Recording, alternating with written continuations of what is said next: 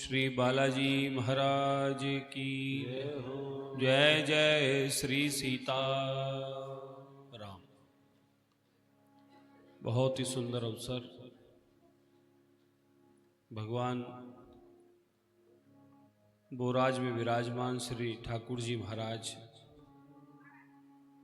और ठाकुर जी महाराज के परम सेवक परम दास श्री बंदे के बालाजी महाराज की असीम कृपा से,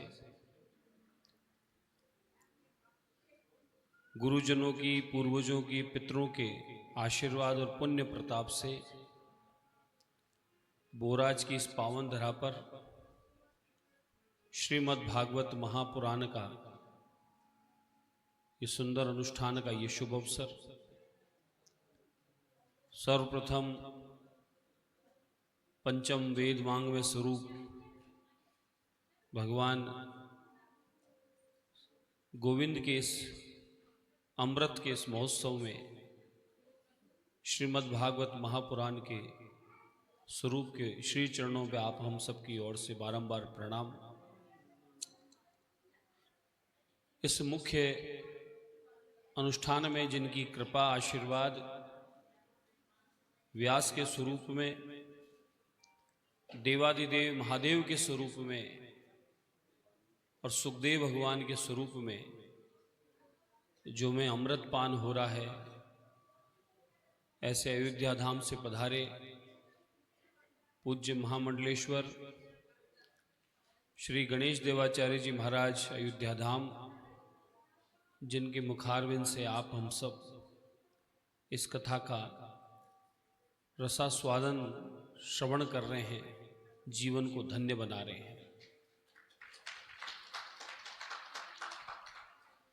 विशेष पूर्वजों की कृपा, पितरों की कृपा और आपका पुण्य लाभ, उसका फल स्वरूप जो प्राप्त हो रहा है, समस्त बोराज की भगवत प्रेमी, भागवत प्रेमी,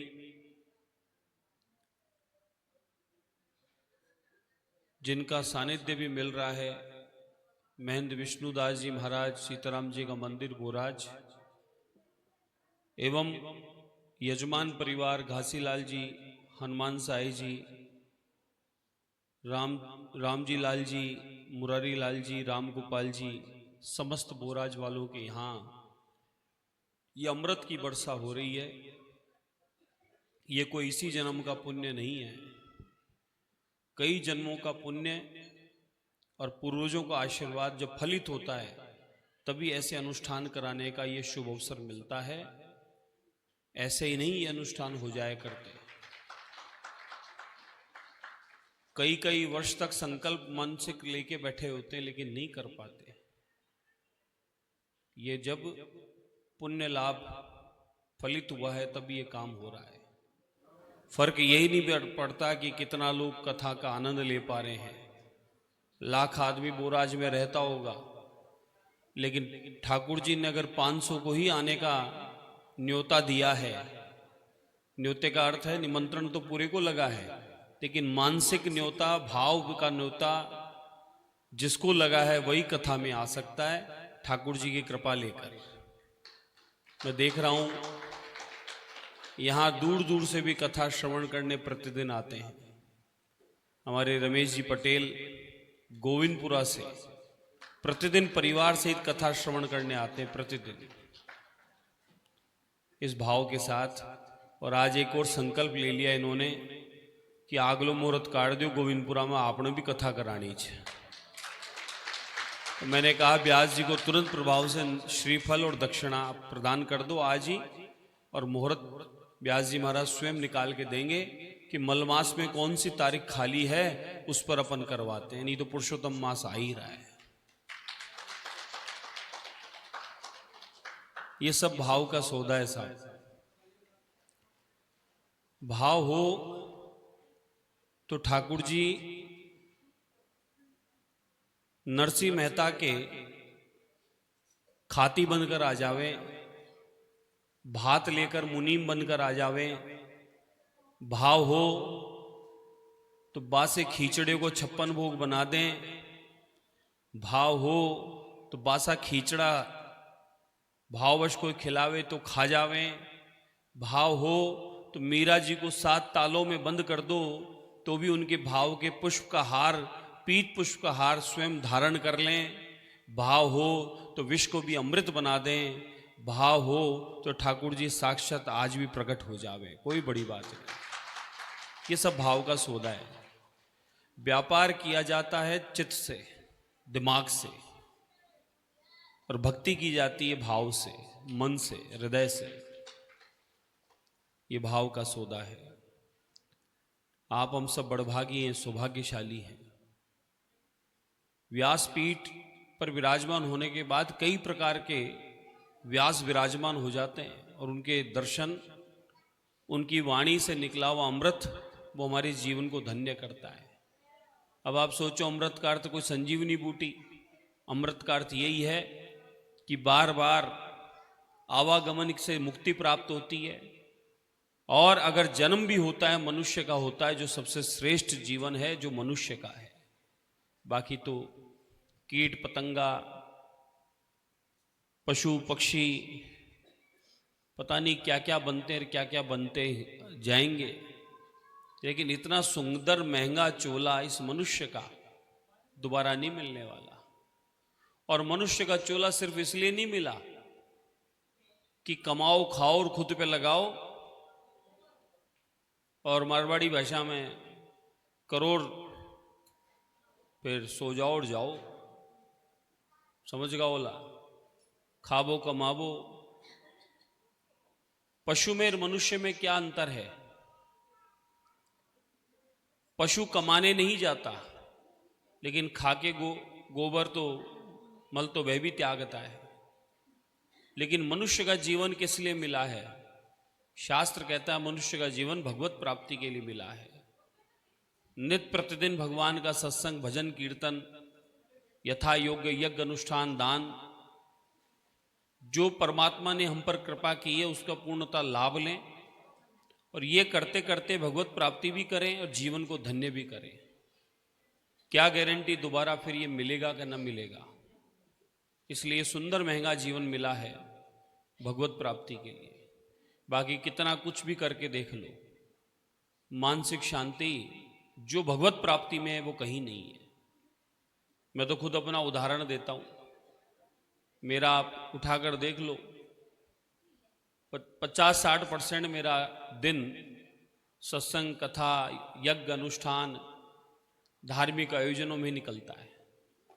जो मेरी ड्यूटी है वो तो मैं करता ही हूँ, वो मेरी जिम्मेदारी है, रात को 1 बजे ही करना पड़े वो तो मैं करता हूँ। जो मुझे ड्यूटी दी है, दायित्व दिया परमात्मा ने, और मेरी विधानसभा होमेल के देवतुल्य मतदाताओं ने मुझ पर जो विश्वास जताया है वो तो मेरी जिम्मेदारी है, करूँगा मैं। लेकिन साथ में मन की, चित्त की शांति के लिए भक्ति अति आवश्यक है, और भक्ति से ही इस देह की मुक्ति है, परमात्मा की प्राप्ति है। जो हमारा पहला धर्म और कर्म बनता है इस मनुष्य का होने के बाद, वही कर्म आप और हम सब कर रहे हैं। मैं धन्यवाद देता हूं यजमान परिवार को। परमात्मा ने कृपा की, पूर्वजों का आशीर्वाद मिला, और आप तो धार्मिक करते ही रहते हैं, लेकिन फिर भी इस दिव्य अनुष्ठान का आयोजन आपके माध्यम से जो हुआ उसके लिए आपको बहुत बहुत धन्यवाद, साधुवाद है। ये जीवन छकड़ा गाड़ी ऐसी चलेगी। गुरु वचनों के माध्यम से जीवन को 4 हिस्सों में बांट लो बोले। पहला 25 वर्ष राजा का सा जीवन है। ये बालक बालिकाएं, ये राजा हैं, इनको पता नहीं कैसे क्या होगा, लेकिन इनकी इच्छा पूर्ति होगी। दादा ये चाहिए, लो बेटा, दादा वो चाहिए, लो बेटा। 25 के होने के बाद उसकी स्थिति बैल की हो जाती है। फिर पीछे एक गाड़ी लाडी बन जाती है और जिम्मेदारी आ जाती है, और जिम्मेदारी निभाते निभाते वह 50 का हो जाता है। 50 का होने के बाद लगभग उसके भी 25 साल का बैल तैयार हो चुका होता है। शास्त्रों के हिसाब से विवाह करें, 20-22 साल में कर दें, समय से विवाह हो जाए, समय से टावर हो जाए। ये तो आजकल डॉक्टरों के चक्कर काट ही रहे हैं ना। वो टेस्ट ट्यूब बेबी फलाना ढिमकार दूसरों के टाबरों को गोद में ले ही रहे, उनका थोड़े ना माना जाएगा। वो कोख से हो गया ये मान लिया, लेकिन वो किसका क्या कहना नहीं चाहिए, वो सब समझदार है। ऐसी समस्याएं क्यों उत्पन्न हो रही है? विलंब से विवाह होने से, समय से विवाह नहीं हो रहा। बच्चा बच्ची अगर कहीं दोनों ही कंपटीशन में लगे हैं तो लगे रहो, कौन मना कर रहा है, लेकिन बहाना हो जाता है, फिर 30-35 साल के हो जाते हैं, कुछ अपनी मर्जी से वहीं की वहीं कर लेते हैं और कुछ फिर उनके हिसाब का नहीं मिलता तो वैसे रोते फिरते हैं, विवाह नहीं हुआ। खैर, ये सामाजिक समस्या है, इसको भी समझने की आवश्यकता है। लेकिन उसके 25 साल का जो बैल तैयार हो जाता है जिम्मेदारी, तो उसको क्या करना चाहिए? धीरे धीरे समाज की सेवा, राष्ट्र की सेवा और भगवान की भक्ति करनी चाहिए। नहीं तो दो अवस्था बहुत खराब निकलती है, 50 से 75, 75 से 100। वो क्या निकलती है? एक अवस्था में तो उसे कुत्ता बना दिया जाता है। दादा जरा हम विवाह में जा रहे हैं, आप पीछे चौकीदारी करना, ध्यान रखना। आज रमेश जी अगर यहाँ कथा में नहीं होते तो बाहर मुड्डे पे एक डंडा लेके बैठे होते और कुत्ते भगाते होते, और बच्चे कहीं जाते तो ये कह के जाते कि आप ध्यान रखना जरा हम लेट आएंगे, तो चौकीदारी की सी अवस्था हो जाती। आज ये अपना जीवन को धन्य कर रहे हैं, भगवान की कथा सुन के मौज कर रहे हैं, वो अपने आप निपटेंगे। पीछे क्या करना है, जिंदगी भर यही थोड़े करेंगे। इसी प्रकार से 75 के बाद में 100 तक जो अवस्था है उसमें गधे की सी स्थिति हो जाती है। वो कैसी है? घर में बड़े बड़े आयोजन प्रयोजन होते हैं, बड़ी बड़ी योजनाएं बनती है, और उसके बीच में बड़े बूढ़े को नहीं पूछा जाता। वो कहता है भाया काई हो, काई बात से मन तो बताओ। बोले दादा थे काई समझो, जो दुनिया कोड़ो को कोड़ो चल गो, कटे कटी बातें चल गई थे, आज भी पुरानी बातें ले रो रहा शुबड़ था बस की कौन है। जीजा जी आगा मारो साड़ू आगो, साडू आगो भी कर दिया फाइनल, जो सही है महाराज, आई सच्चाई है। थे काई समझो जो थे, तो आप कहे भजन करो। जब वो भजन के लिए कह रहे हैं तो फिर भजन क्यों ना करो।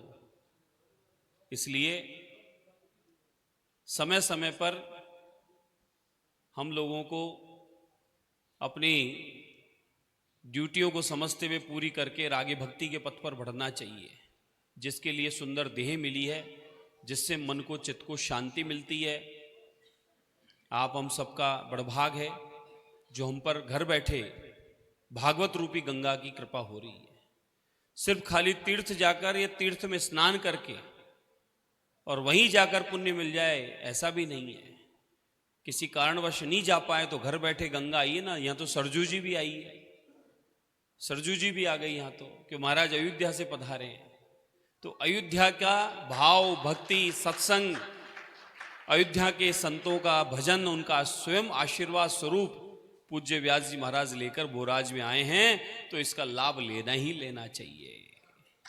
बाकी तो 7 दिन बाद फिर वही चूल्हा चौका है, और 7 दिन बाद वही भट्टीर, वही कढ़ाई, वही घमाघम सीताराम, वही सब छकड़ा गाड़ी वापस।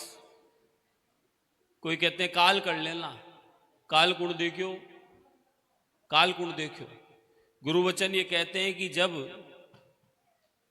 श्वेत बाल आ जावे, इशारा हो जावे, तो अपने आप को हंस बना लेना, कागलों से दूर होना शुरू कर देना। काले बाल वालों को कहा है यहाँ, मेरे तो महाराज जन्मजात 6 बाल सफेद है, फिक्स 6 बाल सफेद है, आज तक वही सफेद है 6 बाल।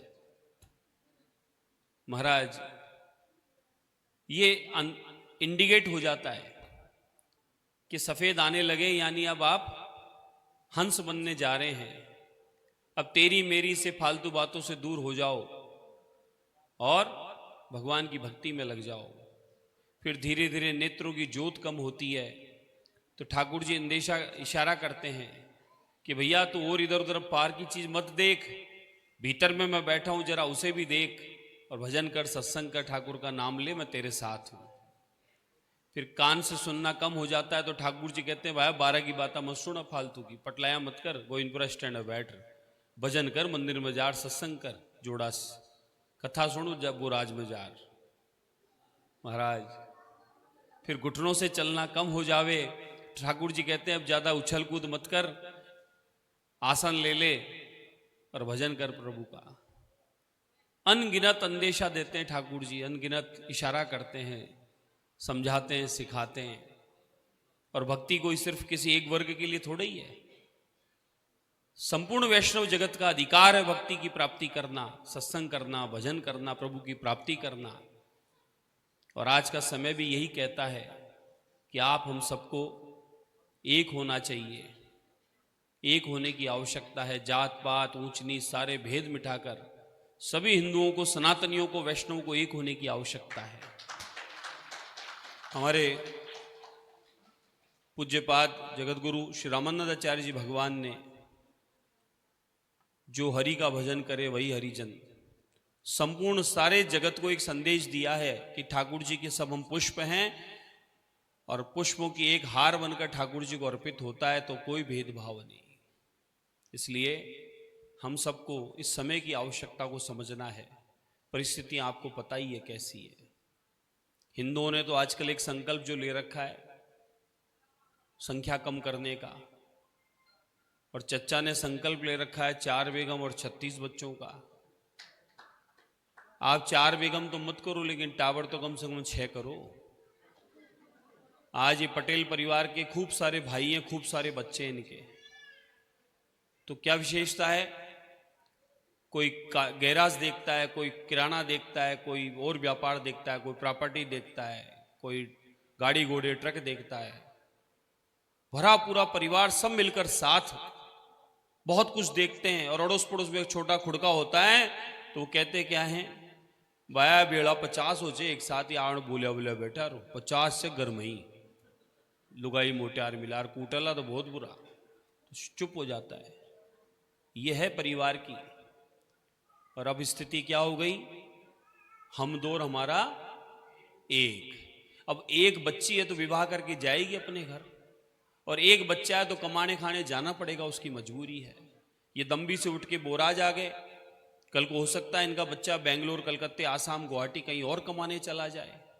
अब पीछे से जो जमीन जायदाद, मकान, फ्लैट, दुकान, शोरूम, होटल, रेस्टोरेंट कौन संभालेगा और कौन बचाएगा, ये बताओ मुझे आप।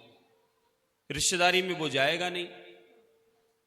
थे निका सुन जो था की कमीज है, हाँ निका थे सुन जो था कमीज है। शेर का बच्चा एक ही अच्छा, बच्चा एक ही अच्छा, ओ बेजाम कौन डाल दी था क्या? ये डालने वाले कौन हैं? ये डालने वाले विधर्मी लोग हैं, जिन्होंने आपके भेजे में डाला है कि आप 5-5, 7-7, 10-10 होते थे घर में, ताकत होती थी। अब आप एक रह जाओगे, 15-20 साल बाद में हम 70-80 करोड़ हो जाएंगे, फिर तुम्हारे को पकड़ पड़कर मारेंगे और काटेंगे, और तुम्हारी प्रॉपर्टी, दुकान, होटल, रेस्टोरेंट, फार्म हाउस, खेत खलियान कब्जा कर लेंगे। 1200 साल से यही करते आ रहे हैं। परकोटे में आ जाओ, दिखा देंगे आपको सच्चाई। 5 करोड़ की कोठी 1 करोड़ में बिका हुआ है। बड़े बड़े चौक हवेली खाली हैं, बड़े बड़े मठ मंदिर आश्रम ठाकुर जी ऐसे ऐसे दिव्य, कबूतर नहीं आता, ताले लग रहे हैं, गिर गए हैं, कब्जे हो गए हैं। क्यों? आपकी हमारी संख्या घटती जा रही है। माए अपने बच्चे को ना ना भाई ना ना घर ही रहते तो आपने बाहर निकले ही मत, ऐसा डरपोक बना दिया इन बच्चों को। न बच्चे ये शाखा में जाएंगे, न बच्चे ये स्वयं सेवक बनेंगे, न बच्चे आरएसएस से जुड़ेंगे, न बजरंग दल से जुड़ेंगे, न विश्व हिंदू परिषद से जुड़ेंगे, न किसी सनातन के संगठन से जुड़ेंगे, न बागेश्वर सरकार की उस एकता यात्रा में जाकर अपने सम्मिलित होकर समर्थन देंगे। तो फिर धीरे धीरे ये सनातन हिंदुत्व ये छोटा सा होता जाएगा, सिकुड़ता जाएगा, और 1200 साल से ये जिस प्रकार से टोपी कब्जा करती आ रही है, ये सब जगह कब्जे कर लेगी। ये सच्चाई है। मेरी माओं से प्रार्थना है, ये हमारे कथा, सत्संग, अनुष्ठान, ये व्यासपीठ ये सजती रहे, ये उत्सव होते रहें, उसके लिए कम से कम हम दो आगे होने दो। कोई सरकार के भरोसे मत सोचो, कितों को देगी सरकार नौकरी। 100 के 100 को तो नौकरी लगेगी नहीं। और हम तो कर्मशील लोग हैं, अपना भाग्य अपना कर्म लेके आए हैं।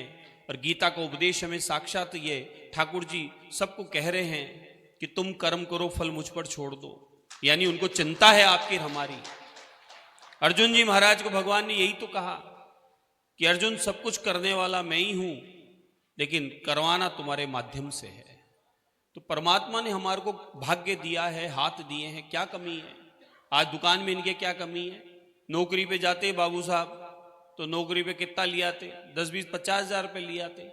आज लाख का पता नहीं, 2 लाख का पता नहीं, 5 लाख का पता नहीं। 1, 2, 4 ब्याह शादी के ठेके, कैटरिंग का काम बढ़िया चकाचक 10, 20, 50 लाख की कमाई। ठाकुर जी कृपा है खूब। अपने काम में क्या कमी है? रमेश जी के सारे बच्चे कोई सरकारी भी नहीं है, सब व्यापार कर रहे हैं, चक बढ़िया कमा रहे हैं। खूब कृपा है ठाकुर जी की, तरह तरह के बिजनेस कर रहे हैं। हमारा भाग्य कर्म ठाकुर जी ने हमें प्रदान किया है। इनसे पूछे नौकरी कर रहे बेचारे, कितनी नौकरी है? 25-30 हजार रुपये, घर ही नहीं निकलता, पूरा चलता, क्या मिलता? तो काहे में उसका इंतजार करते हो कि हमें मिलेगी? इतनी दौड़ भाग। अरे 10-12 क्लास, 13 क्लास, 14 क्लास पढ़ते पढ़ते काम धंधे में लग गए, सीताराम, फिर मौज ही मौज है। सेठ बन गए, दुनिया को नौकरी देने वाले बन गए। और मारवाड़ियों की तो विशेषता है, देश और दुनिया में सबसे ज्यादा कोई व्यापारी मिलता है तो मारवाड़ी और गुजराती मिलता है सबसे ज्यादा। अफ्रीका तक में भी जाके देख लिया, इतने मारवाड़ी है वहां, इतने व्यापार है उनके, कमी नहीं है, भगवान की कृपा है। इसलिए मेरी प्रार्थना है मेरी माताओं बहनों से, मेरी इस बात को गांठ बांध लेना और नई पीढ़ी को समझाना कि हम दो और आगे होने दो। 2, 4, 5 बच्चे होंगे घर में तो परिवार में समृद्धि होगी और आने वाले समय में परिवार भरा पूरा होगा। तो ये मानो आपका निरंतर सनातन संस्कृति, हमारी परंपराएं आगे बढ़ेगी। अन्यथा 12-15 साल बाद में पकड़ पकड़ कर फिर ये काटेंगे और फिर काट काट के फिर वापस आप लोगों की सारी संपदा छीन लेंगे। और बहन बेटियों को जैसे पहले भगा भगा के ले गए, 4-4, 5-5 बेगमों का क्या चक्कर है? उस अकबर के बताते हैं कि कितनी हजार बेगम थी, फलाने एक बताते औरंगजेब के 1 लाख कुछ बेगम थी। क्या कारण है? आपके हिंदुओं की बहन बेटियों को ले जाते थे और ले जाकर तालों में बंद कर देते थे। तो आप लोगों की ये दशा न हो, इस बात को समझना और अपने परिवार को, वंश को वृद्धि के लिए विचार करना, तभी ये सनातन संस्कृति बचेगी। उन्हें आप सबको बहुत बहुत मैं बधाई देता हूँ, शुभकामनाएं देता हूँ। और हर वर्ष बोराज ग्राम में इसी प्रकार से धार्मिक अनुष्ठान पूज्य व्यास जी के माध्यम से होते रहें। कभी नानी बाई का मायरा भी सुनना महाराज के मुख से, बहुत सुंदर मारवाड़ी भाषा में करते हैं महाराज। हाँ, बहुत सुंदर मारवाड़ी भाषा में मायरा करते हैं। कभी मारवाड़ी में मायरे का आनंद लेना, कभी महाराष्ट्र के द्वारा विचार करना। ऐसा आप सबको बधाई शुभकामनाएं देते हुए ठाकुर जी के चरणों में प्रणाम करते अपनी वाणी को विराम करता हूँ। बोलिए श्री राधा गोविंदे भगवान की।